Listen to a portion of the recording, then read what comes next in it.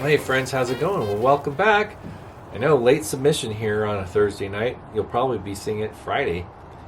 But anyways, I thought, it was so nice and cozy out here at night.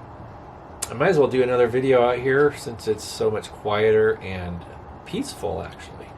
No lawn equipment or Harleys or aircraft or, really anything for that matter. So it's, I've mentioned how I spend time out here by myself, lighting lanterns and enjoying the atmosphere here in the Time Cave. And it's really a special place for so many reasons.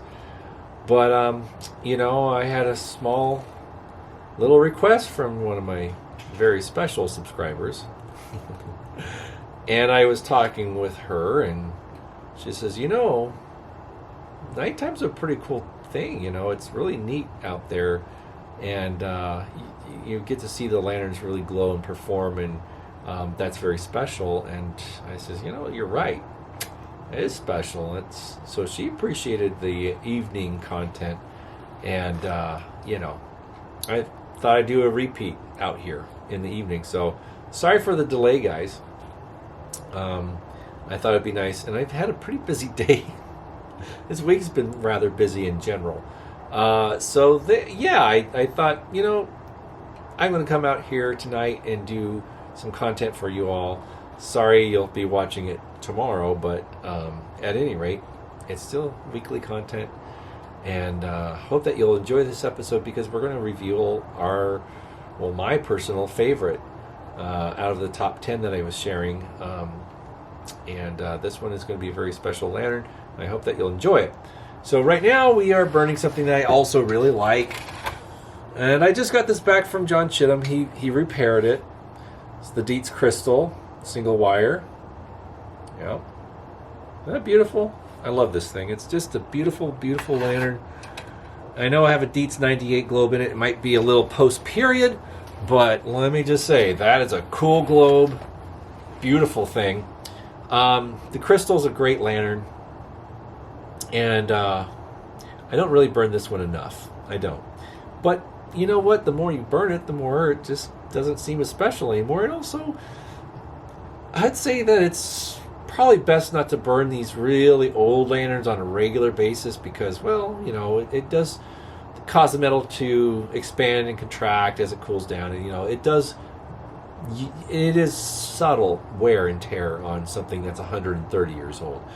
And also the glass, the glass is what it is, and maybe it's not best to use antique glass like this, but since I don't burn it very high, it's very dim, it's kind of low and very respectful of the age of everything. So I think it's okay, but I'm going to do me. Some others really cringe at the fact that I do burn antique glass, but I'm always careful, and I'm never burning it full flame, but whatever the case is, it's sure pretty. So, we are just easing into the holiday season. I know it's already in full swing. Last weekend, picked up a Christmas tree with a very special lady, and we got it all decorated and everything. And I'm getting excited for Christmas. It's next week. I know, it's less than a week away. It's just like it's here. It's just, everything comes so fast. It's like, oh, it's way over there. No, it's here now. So I will be doing a small little Christmas cheer video next week. It will be earlier in the week than it will be on actual Christmas Day. So I will be doing a video just for you guys with some Christmas content. But anyways, it's amazing. It's been a year. It's already been a year, and I've shared a lot of things. Not a lot of new things. I slowed down on buying lanterns this year. It just wasn't the year to really buy many lanterns, and I really didn't have the need or the drive to seek out too many particular pieces. Now, of course, recently I bought that Regal, that wheeling, stamping Regal from Robert Emerson, and I've been enjoying that one a lot. I will have to confess, I've been burning that one every morning and every evening. I really enjoy that piece. It's got all the right character. It's a cool lantern. But yeah, I got a lot of things still yet to share. This next year, I will be doing another countdown or count up. We'll go backwards again, maybe. You know me, I do my own thing, but yeah, I'll do the favorite more common lanterns. I'm going to be wrapping up the rare lanterns tonight, but we'll share the more common lanterns, my favorite top 10, I guess you could say, in the coming year. So stick around for that. I think it will be fun. I always like having conversations about these things and why I like them and what makes certain ones interesting to me. So yeah, but without further ado, this piece is very special, and I'm very honored to have it, and it's not something a lot of people have. Now, this isn't a boastful type of rub it in your face type of situation. I'm very humble about this piece because it almost didn't happen, and it's very special, and this is why it's one of my favorites, especially in this category. This is a Bule 275 Cold Blast, and as you can see, it has square tubes. Yeah, first generation Bule 275. Now, a lot of you guys out there who are just beginning in the hobby probably haven't seen one of these. Probably wasn't even aware one of these existed, that they made a Cold Blast with square tubes, right? Now, some of you might be asking, like, why would they do that? What's the point of having square air tubes on a Cold Blast lantern? Well, to that I say, why not? But look at this thing. I have my deep root beer amber globe in there, and I think that just suits it so well. It really does. And those globes are kind of rare to begin with anyways. They're not easy to find. Some people have them that are stamped Bule Cold Blast. And, eventually I'm sure I will find one. But they're very expensive. For those who have them for sale at any given time, which is also very rare, they can fetch several $100s. But yeah, I got one that's not marked for Bule, but it's definitely a Bule style deep amber root beer, I guess you could say. But it fits perfectly in this frame, and it looks absolutely amazing in my opinion. But now you're probably asking, okay, Bule did square tubes. Didn't they get in trouble by Deets? Yes, they did. Any company that, entered the square tube design did get Deets' attention. And, Bule and Mayrose come to mind as the two perpetrators that definitely spent some time in the courthouse with with R.E. Deets. But yeah, Bule did what they did. They would pay out. They would settle in court for patent infringement. Now, Deets came out with the patent on the square air tubes in 1890, I want to say. And, maybe it was a little earlier than that. It was probably the tail end of the 80s when that patent was applied for. I know they started making their square tube lanterns right around 1890. But, it became their signature. It became their identifying detail to stand out amongst the other lantern companies that were making a lot of things at the same time. Now, Bule, imitation definitely is the highest form of flattery in a lot of ways. And, I can't say I blame them because it is a very handsome design. Square tubes give a very sturdy, rugged, stately type of appearance, in my opinion. And I get it. I understand why Deets and SG&L did it because, it just looked really cool. And it was definitely a very 1880s, 90s type of vibe. It's very late 19th century design. It just exudes that, in all fairness. But Bule, not a lot of people know too much about Bule Stamping Company out of Detroit. There's not a whole lot of information when they started making cold blast lanterns. I would say, as most companies of that generation, that era, came out around 1900. It's possible this was made just in the tail end of the 90s, 99, probably right around there, 98, no earlier than that. But the square tube design was very popular with Bule. They made the coffin corner and also I would call it the Victor frame, because it looks just like a Victor with a slightly different globe guard.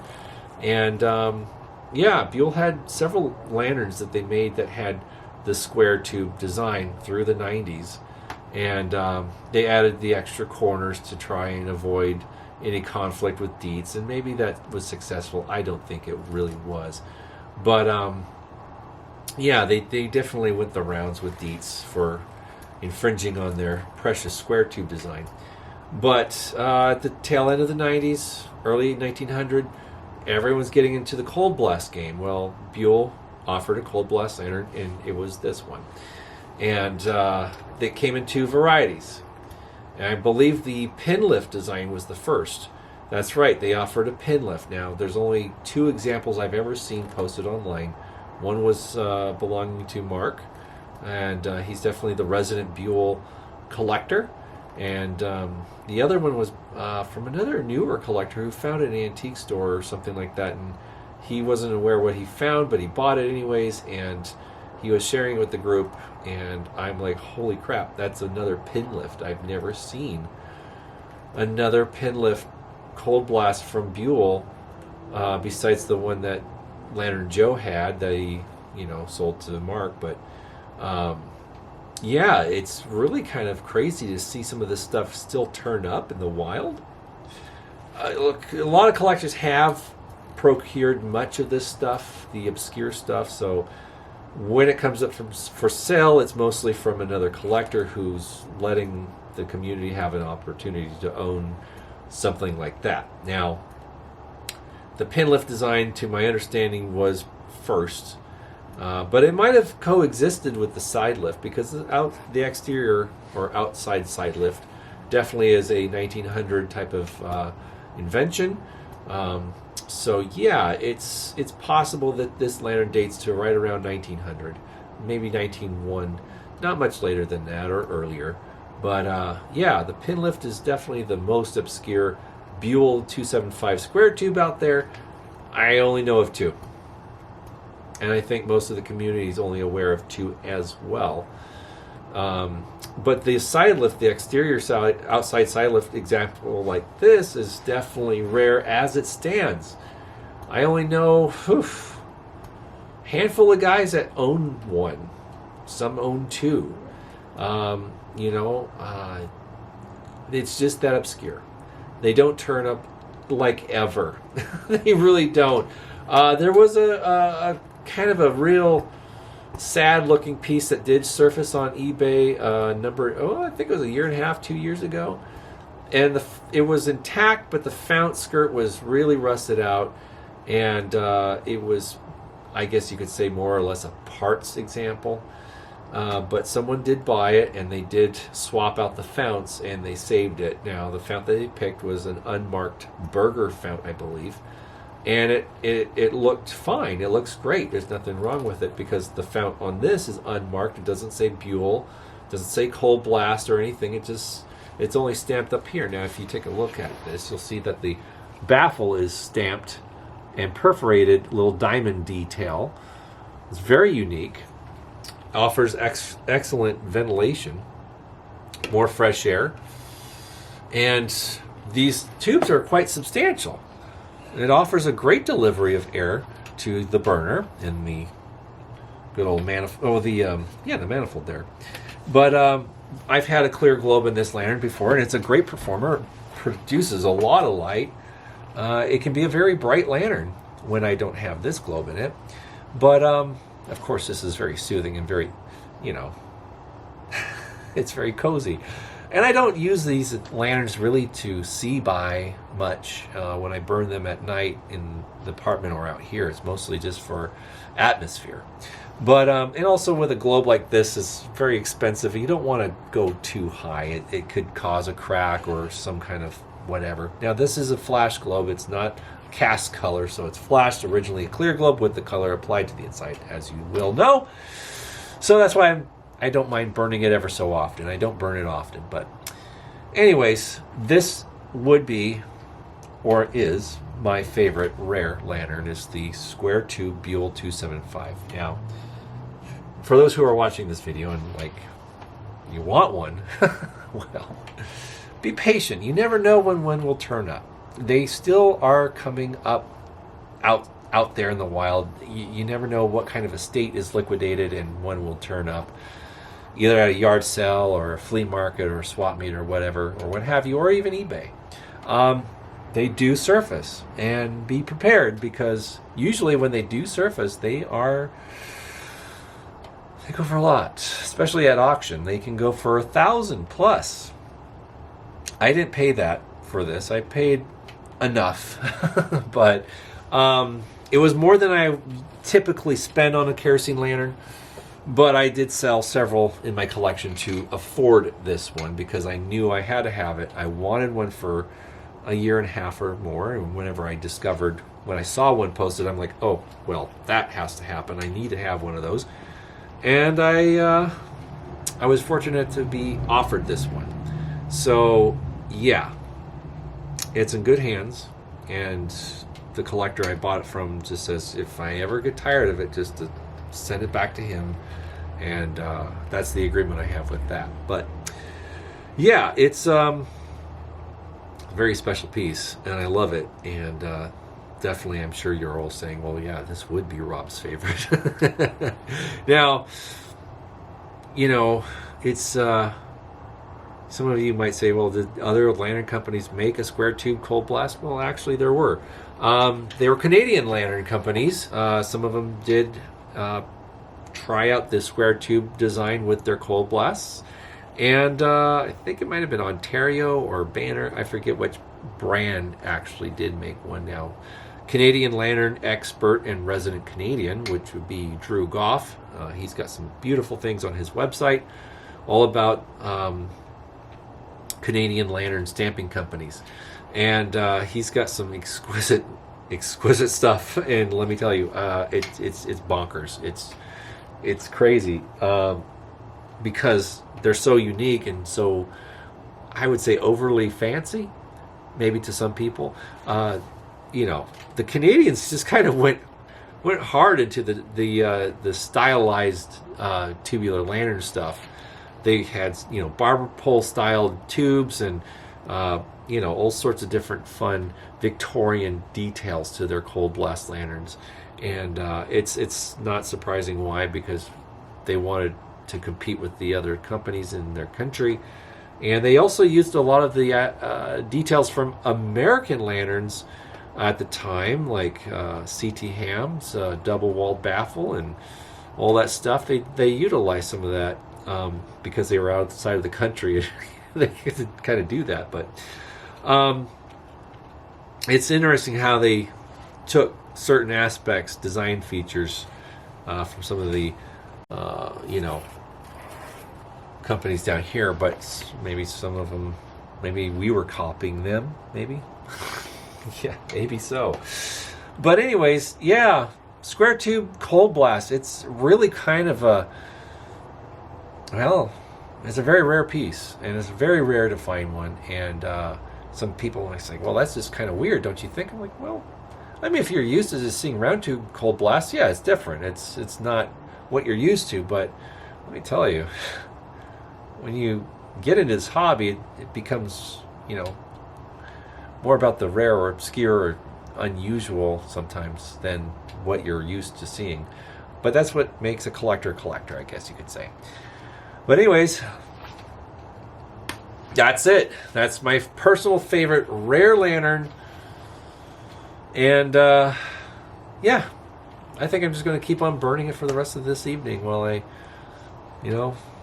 lay out on the couch with the TV and the little dog and just enjoy my late Thursday evening. But anyways, I wanted to come out here and make a video, and since the evening is a very nice atmosphere, and you know, it was mentioned to me by a very special subscriber and dear lady that I know, and that was she appreciated it. She liked the atmosphere and being able to see the lanterns actually perform and produce the light that we know them for. So she said it was actually pretty cool. So I'll be doing some more nighttime videos, and it works out okay for me because in the evening I'm really not doing too much, and it's also just so peaceful and quiet.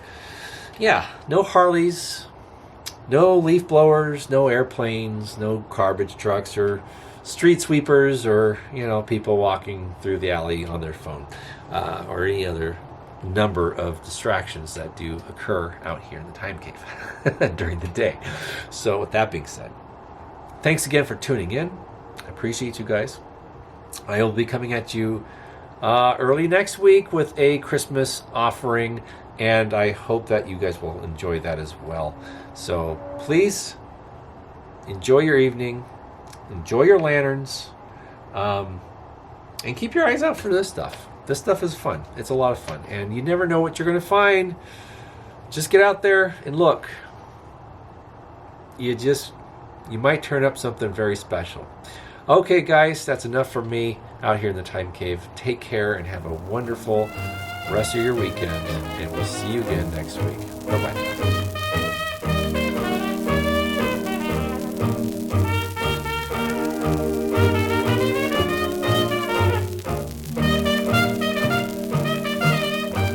Sit, boo boo, sit.